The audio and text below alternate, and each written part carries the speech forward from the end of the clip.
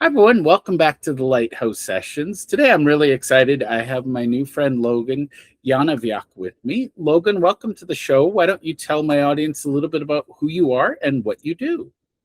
Thank you, Jeff. It's a pleasure to be here. And I love the name Lighthouse, by the way.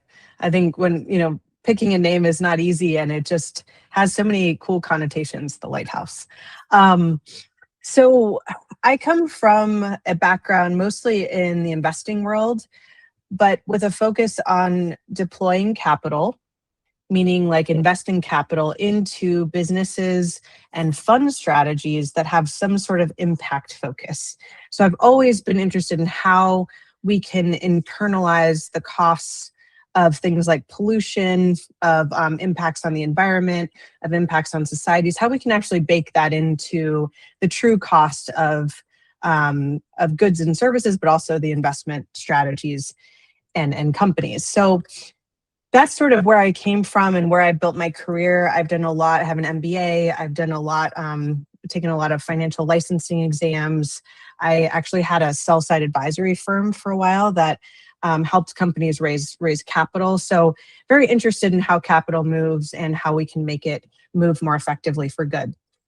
And then I think all along the way, I was missing a lot of the people side of the equation. So even though I'm a very people-centric person, it was a quite curious blind spot. But when I was younger, I actually wanted to be a psychotherapist. So I just set that aside to focus on investing. But I realized, those who are deploying capital, their psychology and where they're coming from as people or people building businesses, that is so instrumental in the success or failure of those companies or enterprises or investment strategies. And so when I had the realization that there was an opportunity, or I see an opportunity to bring leadership evaluation and leverage AI to do that, I can get into what my company does. I got really excited because it seemed to me that we're in a position now in society where we can really up our game in terms of quantifying some of these leadership qualities or traditional soft skills that can make teams more effective, that can make leaders more effective. So that's a little bit about me and where I've come from. But I've worked at some large investment firms like Morgan Stanley and the Yale Investments Office, and also some small companies as well. Like I said, I had a previous company before this. So I love that. And I think I want to pull out, there's a few things in there we'll end up unpacking, but the big one was when you mentioned that you were focused on the investing and you ignored the people side of it. I am fascinated by that because a lot of business, people think it's about spreadsheets and numbers and ROI, which are all important. However, what I hear over and over and over from investors is they bet on the horse or the jockey, not the horse. And I think that's the part most people miss, is that psychology. So mhm. you've been happily building something. So let's talk about how you pivoted, because I think with the age of AI, we can get way more data, way more insights.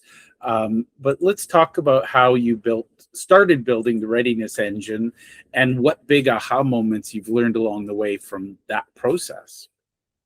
Absolutely. So I'm lucky to have teamed up with my co-founder who has been studying the field of psychology that's undergirds our set of tools and our platform. Who's also a data scientist who also has an MBA. So I really got lucky in terms of syncing up with him because I don't come from a formal psychology background. So really needed that pairing. He had the insight of we could turn this field of psychology, which is called developmental psychology or vertical development.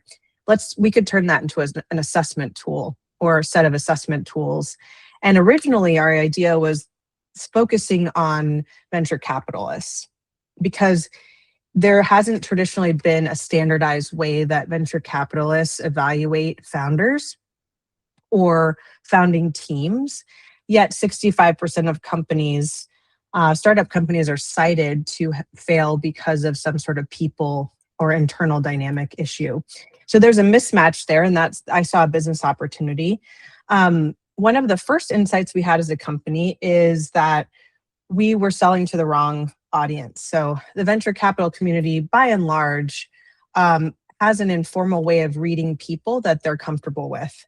And so there's not a lot of extra budget or interest in bringing in like people analytics, which was a bit surprising, but it's just what we heard from the market. Yeah.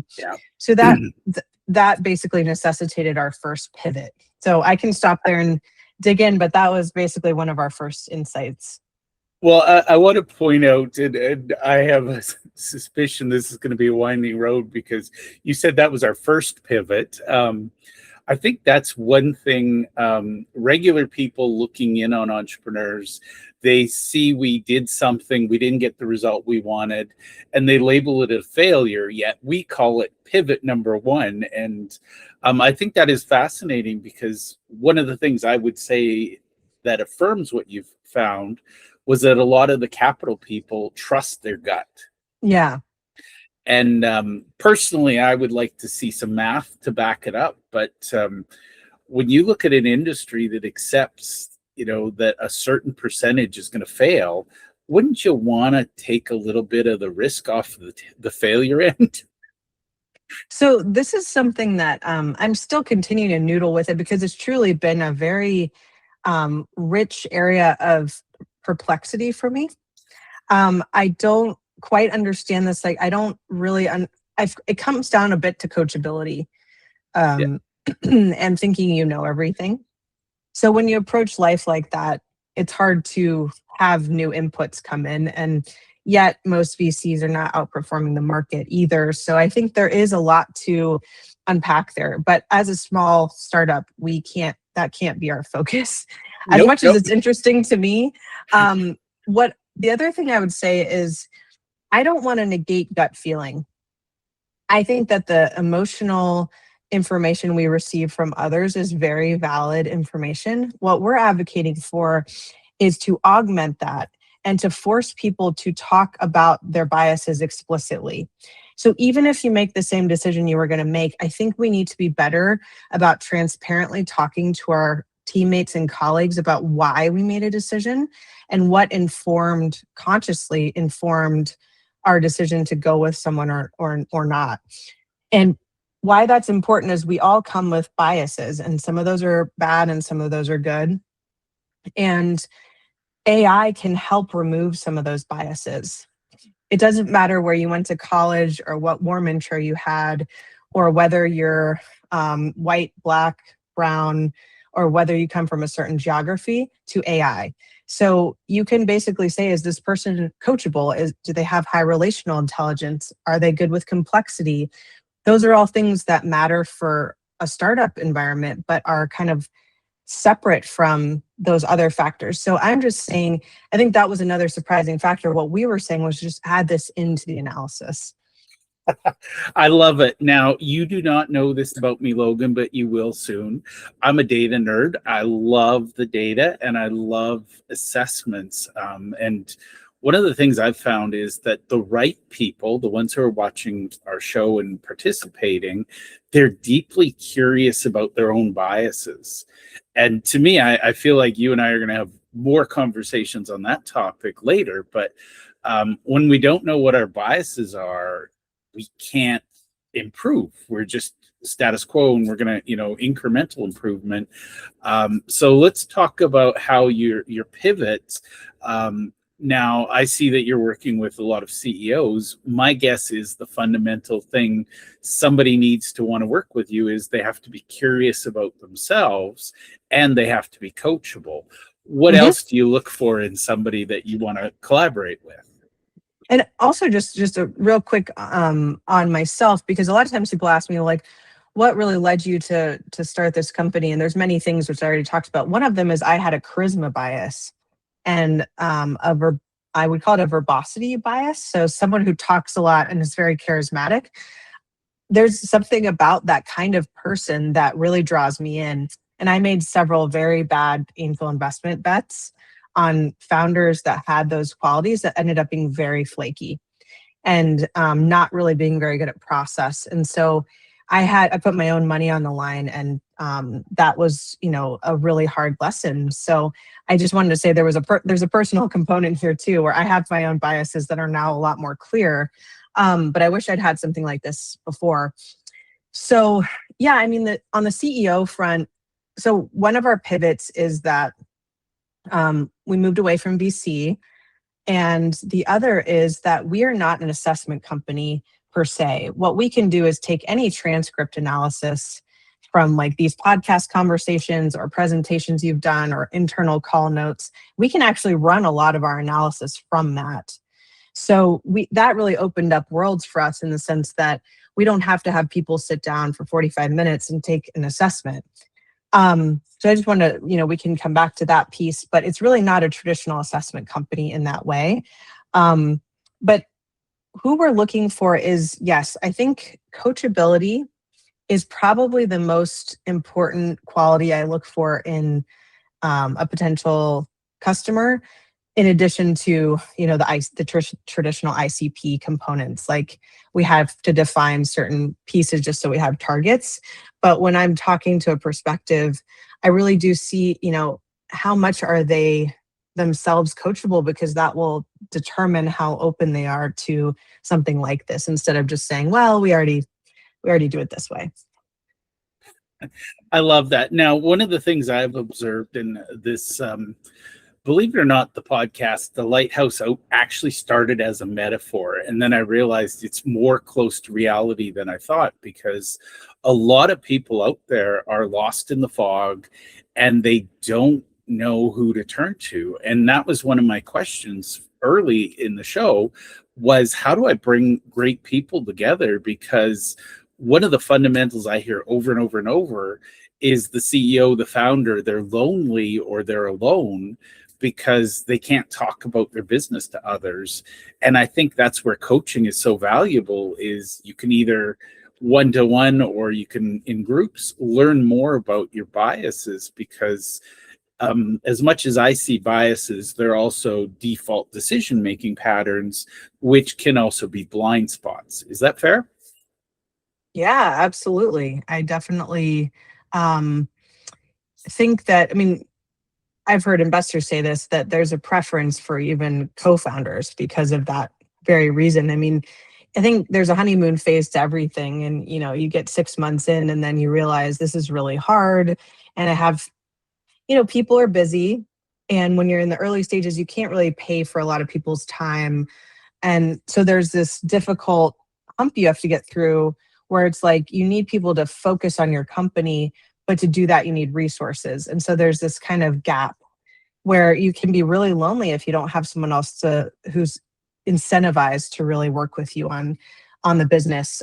So I think that's one of the reasons that I have a co-founder. I mean, he's greatly complimentary, but also just having someone who cares as much as I do about the company is critical. Well, it's funny because I've seen a lot of deals where people put them together looking at the numbers.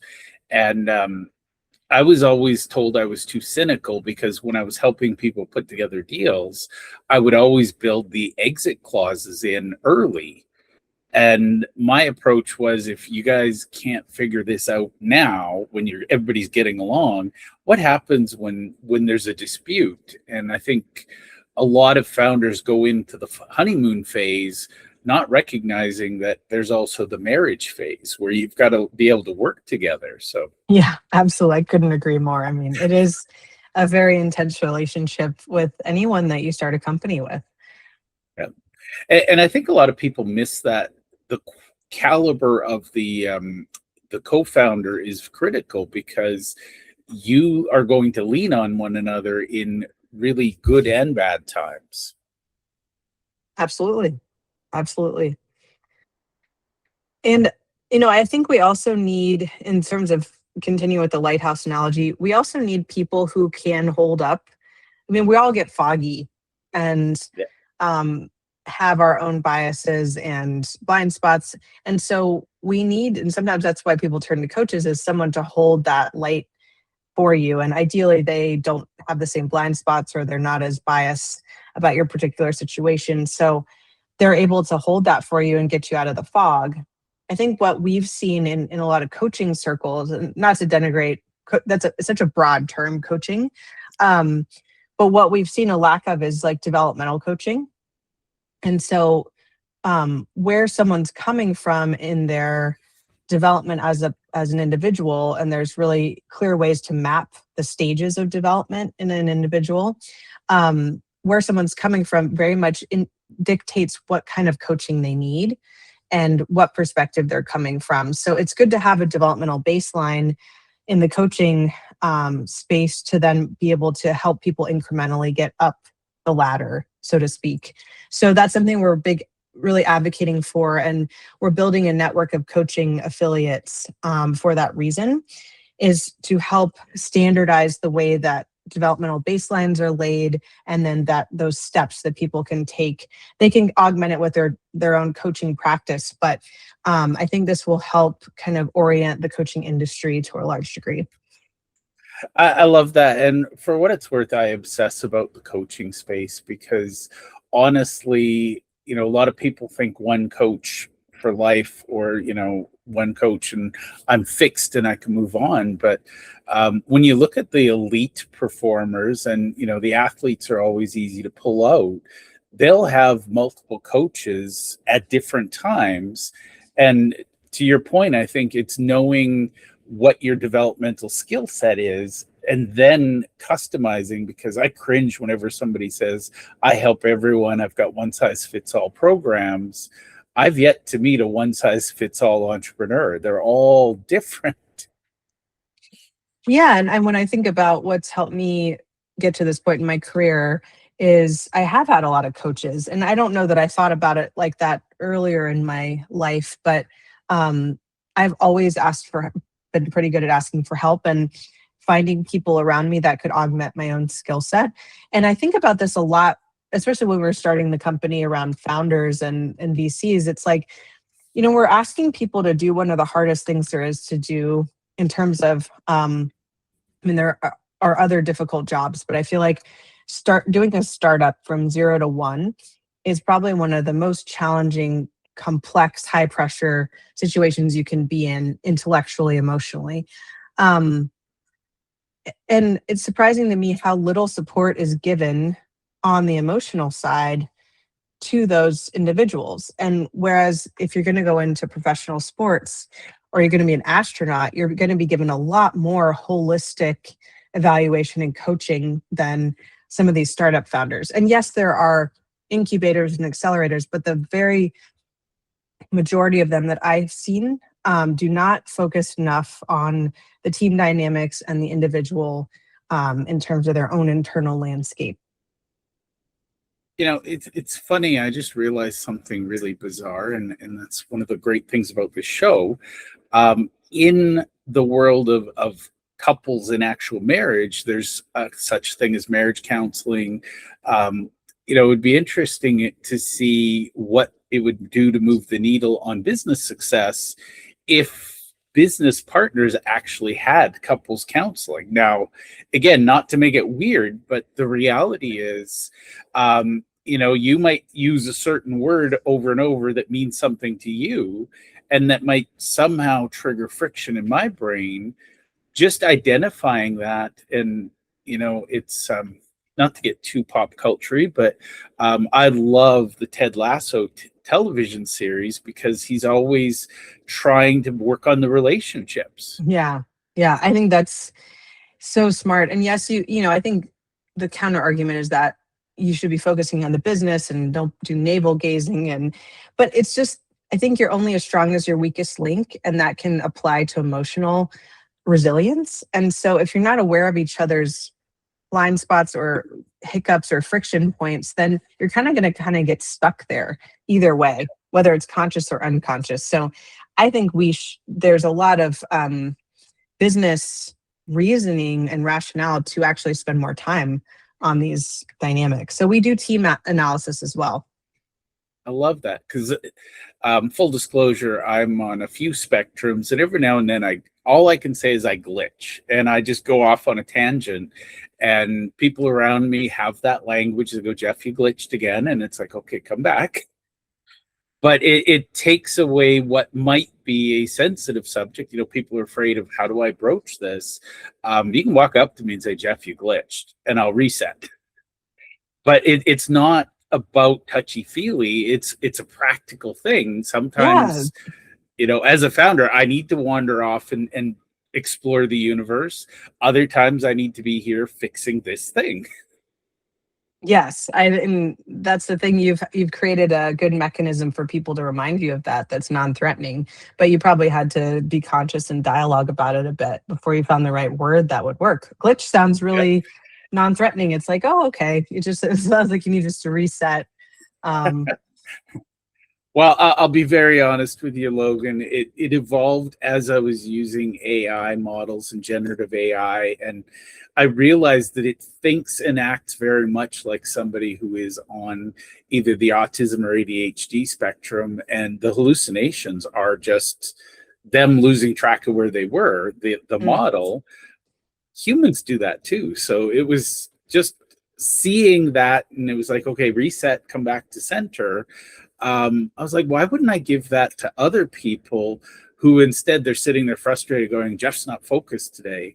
But it's like, well, today's not meant to be Jeff's focus day. And you came in with a focus problem when Jeff's got his, when I got the markers in my hand, I'm at the whiteboard. Don't bug me because I will growl at you. that's knowing yourself. I think that's also something you've learned about yourself over time, which is really powerful. And yeah, I think this is getting into like educational territory and just how people are educated. But we spend so much time learning how to do standardized testing or learning certain science and math or history skills, but we don't do a lot in the way of navigating our own internal dynamics or self-reflection. It's just seen as squishy. It's just seen as like, oh, this isn't as important as hard skills, but it's just in reality, it is. And I don't know why this stigma came about. I mean, I could speculate, but I'm really trying to dispel that. And in a way, our tools are adding quantitative and data analytics to this process. So it kind of makes it more palpable to those who really want the data side. Um, and so that's another thing I'm really excited about. I love that, and I encourage people to go play with their favorite AI model and explore their inner biases. It's funny because you mentioned that there is a certain stigma to this self awareness. People roll their eyes and go, "Oh, we're going to have a touchy feely session." The irony is, I'm a huge fan of Sun Tzu, and way back when he actually, I can't remember which chapter, but he basically says to know yourself and to know your enemy, you never have to fear the outcome of 100 battles. And I think that's the part people miss, is when you understand how you think and how you act and what your defaults are, you're not as reactive to things outside of your control. Right. Right. Yeah. In a sense, it makes you more resilient and less prone to attack. Yeah. I mean, even if it's not even if it's just projections or people making offhand comments or a real actual attack on you, you just become so much more resilient because what your strengths and weaknesses are and how to handle it. You almost like practice that, and it seems to make Yeah. sense to practice for some kind of battle or interface before it actually happens. I mean, Yeah. a lot of martial artists say they practice not to fight, but if they have to fight, they practice for it. Yeah. And I think that's the thing. So, for what it's worth, I use the analogy of the arena back in the days of ancient Rome and the gladiators. We never know what battle we're going to face today. We can show up thinking, okay, today's going to be a good, calm day. We need to be prepared. And I think that's somewhere, and I'm going to blame university probably. I think they tried because they give you case studies, but most of the time it was you got to memorize this and learn that. We're not taught the importance. I personally believe one of the number one skills we have is communication, both internally and with others. Yes, and I think that also needs to be practiced. I mean, there's all sorts of types of communication strategies. And you might have a preference for one, which again, you should become aware of your preferences. And then you have to learn what the other person's preferences are, and then see patterns in how best to interface and communicate and be clear. And there's an art to communication that I think it largely stems from innate preferences and upbringing and all sorts of things, but also developmental capacity, which is something we measure. A visionary person who's at a higher developmental level is going to have trouble translating to a more concrete thinker who's at a lower developmental level. And that's not, lower doesn't mean bad in our case. Yeah. It just means that you're coming from a different perspective and you haven't necessarily gone through those stages yet in different areas of your psyche. And so I've seen a lot of this, mistranslation. People are literally using different vocabularies, and they care about different things on different parts of the mountain. They're seeing different things and they're caring about different things. And that causes a lot of strife if you're not aware of that. So yeah, I think there's so much to it, but it's all helped and by better pattern illumination and just shared vocabulary to begin with.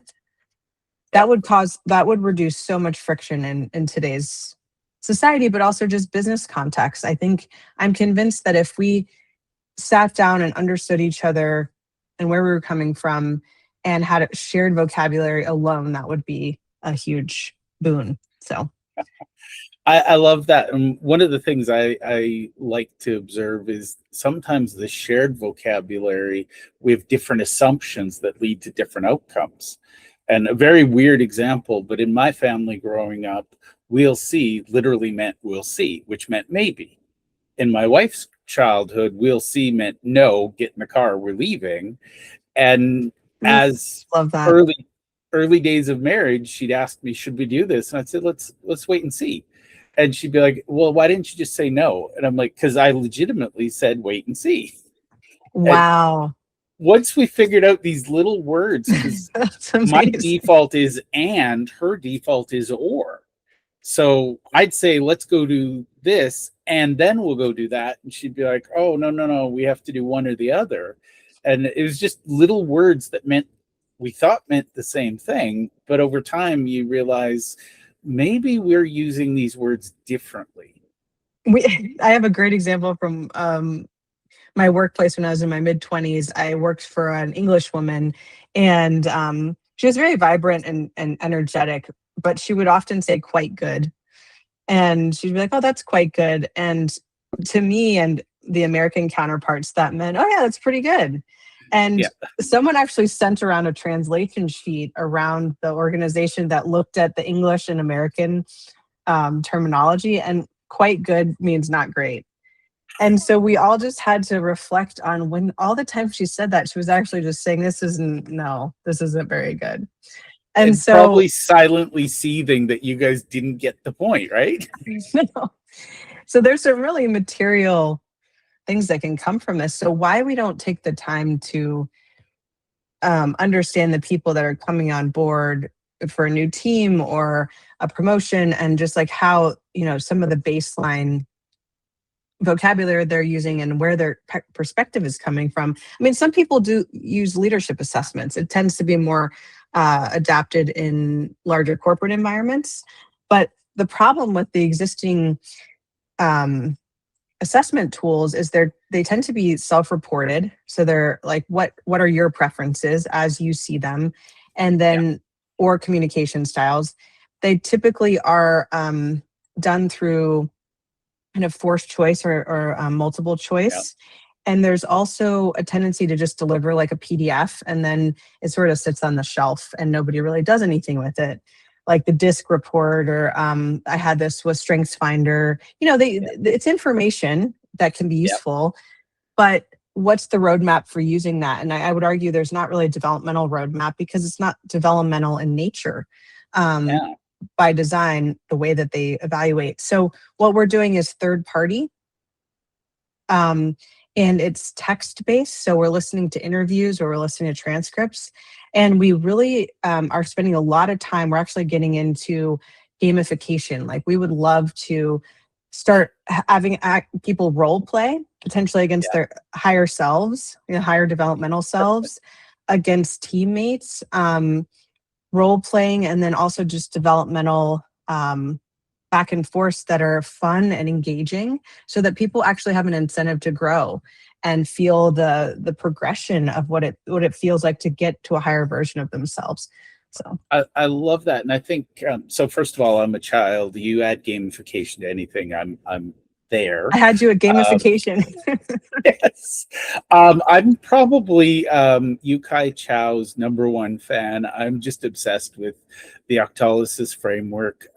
So total tangent, but I have 2 teenage boys, and they both have the role of chief video game officer. So their job is and I call it car coaching, but they don't know they're coaching me, but let's not tell them that.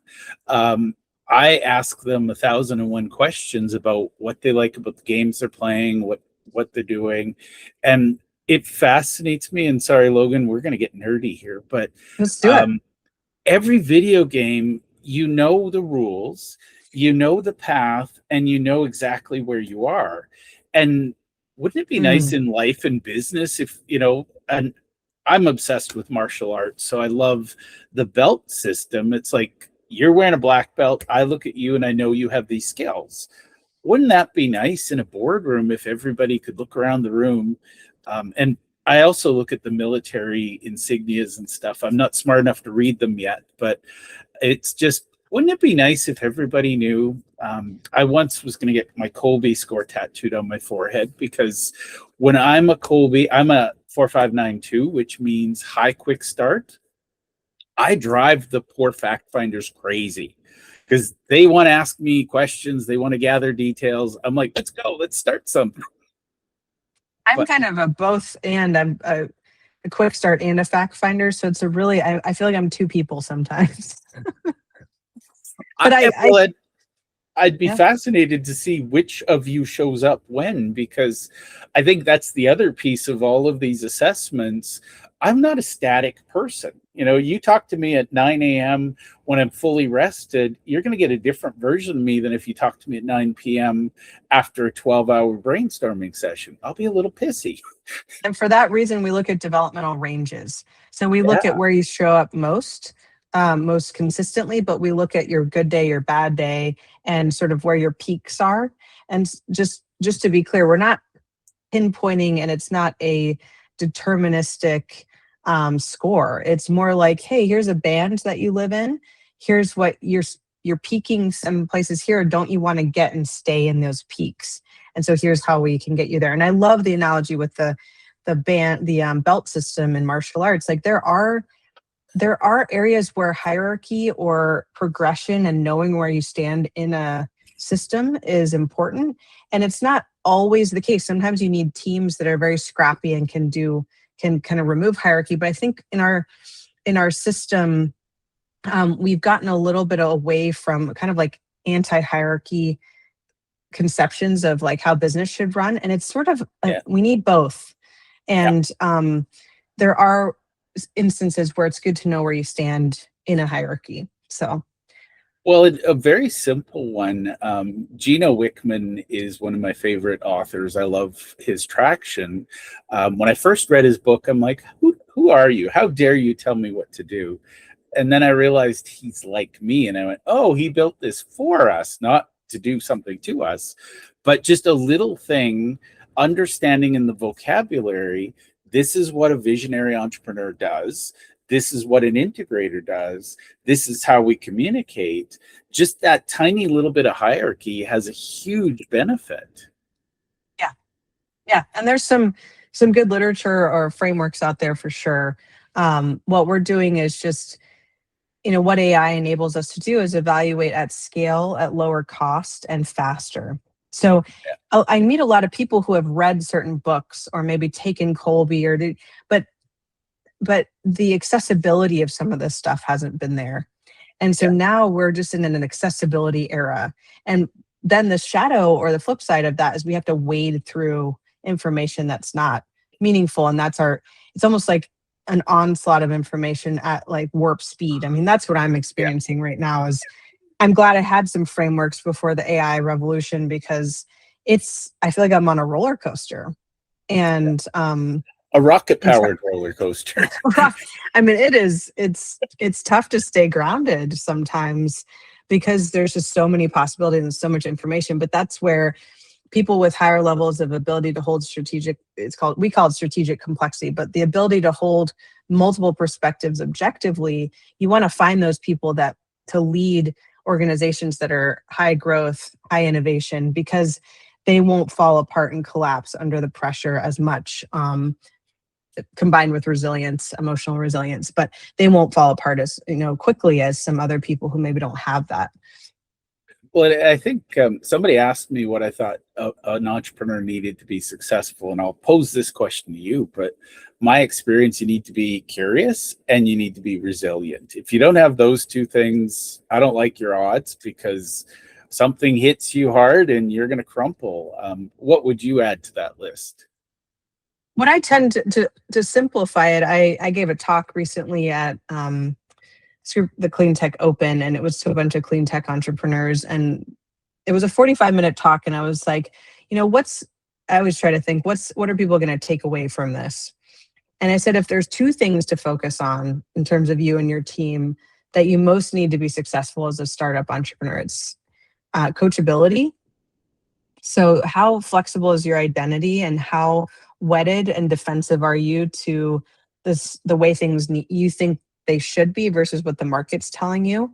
And then how resilient are you when things get hard, like emotionally? And also, have you built systems around you to catch you when you fall? Like when you're at a low point, do you have those trusted colleagues? Do you have a breath work practice? Do you have a meditation practice? Do you work out? How have you built systems around yourself to make sure that you're not going to hit rock bottom? And so, again, if we derail the train, the business ends with us. So yes, I mean, it's a lot of pressure. It is a lot of pressure. Yeah. So I think there are other things I would say, but in terms of that's also what investors, ironically, the VCs said that they look at most, but they just want to do it informally. I love it. Well, I could talk to you all day. We have so many other topics to discuss, but where can people go to connect with you, learn more about you or working with you? What's a good place to send them? Sure. Well, our website is www.readinessengine.io. And we're also on LinkedIn, Readiness Engine. My email is logan@founderrl.com. And those are probably the best ways. We have a contact form on our website, so that'll get to me as well. Awesome. Well, thank you for hanging out with me and sharing some of your genius. These are just topics I love to talk about all day. So thank you, Logan. Oh, it was a pleasure. Thank you, Jeff.